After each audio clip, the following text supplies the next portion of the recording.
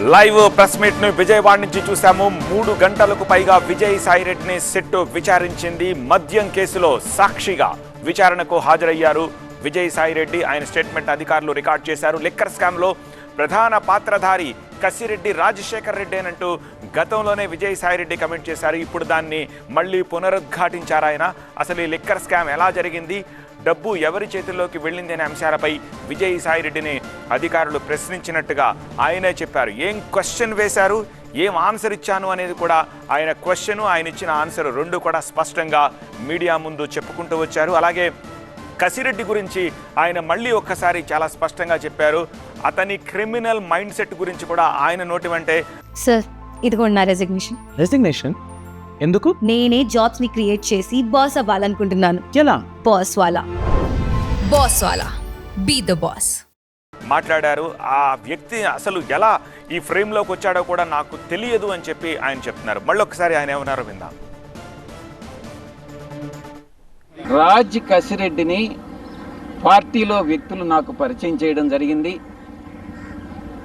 2017-18లో అనుకుంటా రాజ్ కసిరెడ్డి పార్టీలోకి వచ్చారు. అతను ఒక తెలివైనటువంటి క్రిమినల్, ఆ క్రిమినల్ మైండ్ సెట్ ఉండేటటువంటి వ్యక్తి. అంత క్రిమినల్ బ్రెయిన్ ఉంది అన్నటువంటిది తెలియక పార్టీలో పెద్దలందరూ కూడా పరిచయం చేస్తే నేను ఎంకరేజ్ చేసినటువంటి మాట వాస్తవం. నేను అబద్ధం చెప్పదలుచుకోలే.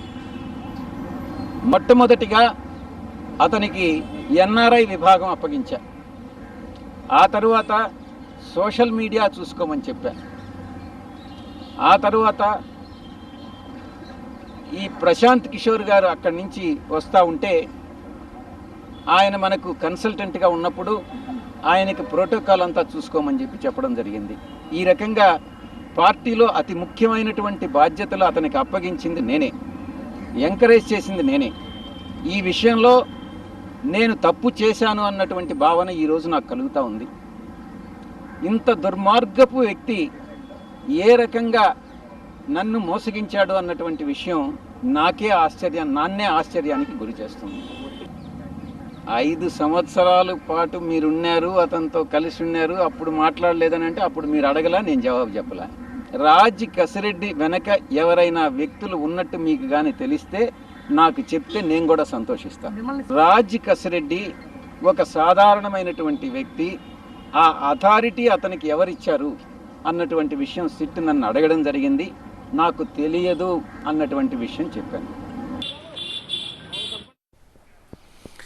అది రాజ్ కసిరెడ్డి గురించి విజయసాయిరెడ్డి చెప్తా ఉన్న మాటలు. ఒక సాధారణ వ్యక్తి అసాధారణ వ్యక్తిగా ఎలా మారాడు, ఆ అధికారం ఎవరిచ్చారంటే నాకు తెలియదు అని చెప్పినట్టుగా ఆయన చెప్తూ ఉన్నారు. కానీ ఒక నార్మల్ పర్సన్, ముందుగా ఎన్ఆర్ఐ వింగ్ని చూసే వ్యక్తి, తర్వాత సోషల్ మీడియాను చూసిన వ్యక్తి, తర్వాత ప్రశాంత్ కిషోర్ ప్రోటోకాల్ చూసిన వ్యక్తి ఈ లిక్కర్ ఇష్యూలోకి ఎట్లా వచ్చారు అనేది తెలియదు, ఎవరు ఆయనను పరిచయం చేశారనేది తెలియదు అంటున్నారు.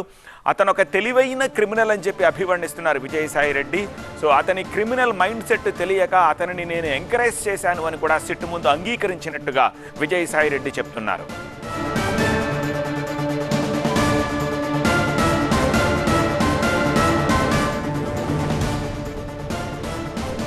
ఈ ప్రెస్ మీట్లో మరొక విషయాన్ని కూడా స్పష్టం చేశారు ఆయన.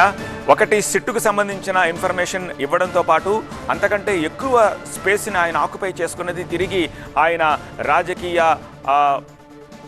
లైఫ్ గురించి, ఎందుకు రిజైన్ చేశారు, దాని గురించి ఎలాంటి మాటలు మాట్లాడుతూ ఉన్నారు, తిరిగి ఆయన మళ్ళీ రాజకీయంలోకి వస్తారా అనే దానికి కూడా ఇండైరెక్ట్గా ఆయన సమాధానం ఇచ్చారు. అదంతా నా ఇష్టం, నేను వ్యాపారవేత్తనవుతాను, తిరిగి మళ్ళీ రాజకీయాల్లోకి వస్తాను అనే విషయాల మీద కూడా ఆయన స్పష్టతనిచ్చారు. అలాగే ఇప్పుడు రాజ్యసభ రేసులో ఉన్నారా అంటే రేసులో నేను లేను అని చెప్పి ఆయన స్పష్టతనిచ్చారు. కానీ సిట్ విచారణకు సంబంధించి సిట్ ఆ 3 గంటల సుదీర్ఘ విచారణలో ఏమేం ప్రశ్నలు అడిగారు, ఏమేం సమాధానాలు ఇచ్చారు అన్నీ చెప్పుకుంటూ వచ్చారు.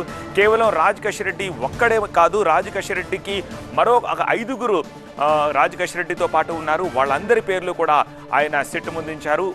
సిట్ ముందు ఉంచి ఈ పేర్లు నేను ఇప్పుడు కొత్తగా చెప్పట్లేదు, ఆల్రెడీ వాసుదేవ్ రెడ్డి ఎంక్వైరీలో ఇచ్చిన మాటనే నేను మళ్ళీ తిరిగి చెప్పాను అని అంటున్నారు. ఆ 5గురికి సంబంధించిన పేర్లతో సహా వాళ్ళ ఇన్ఫర్మేషను, అలాగే రాజ్ కసిరెడ్డితో వాళ్లకున్న రిలేషన్షిప్ను కూడా ఆయన డిస్క్లోజ్ చేశారు.